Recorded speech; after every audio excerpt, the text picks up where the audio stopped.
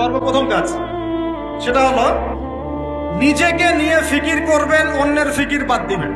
কি বললাম ভাই? নিজেকে নিয়ে ফিকির করবেন, অন্যের ফিকির আপাতত বাদ দিবেন। আজকে থেকে আগে ফিকির হবে কাকে নিয়ে? নিজেকে নিয়ে। আমি দলিল দিচ্ছি, এমনি কথা বলছি না। আল্লাহ পাক বলছেন সূরা মাইদা আয়াত নাম্বার 105, সূরা মাইদা আয়াত নাম্বার 105, আল্লাহ পাক বলছেন ইয়া আইয়ুহাল্লাযীনা আমানু, হে মুমিনগণ, আলাইকুম আনফুসাকুম লা ইয়াদুররু মান দাল্লা ইন ইহতাদাইতুম ইলাল্লাহি মারজিউকুম জামিআন ফায়ুনাব্বিউকুম বিমা কুনতুম তা'মালুন। আল্লাহ পাক বলেন, হে মুমিনগণ, হে তোমরা যারা ঈমান এনেছো, আলাইকুম আনফুসাকুম, আগে তোমরা নিজেরা নিজেদের নফসের খবর নাও। কি বলেন আল্লাহ পাক?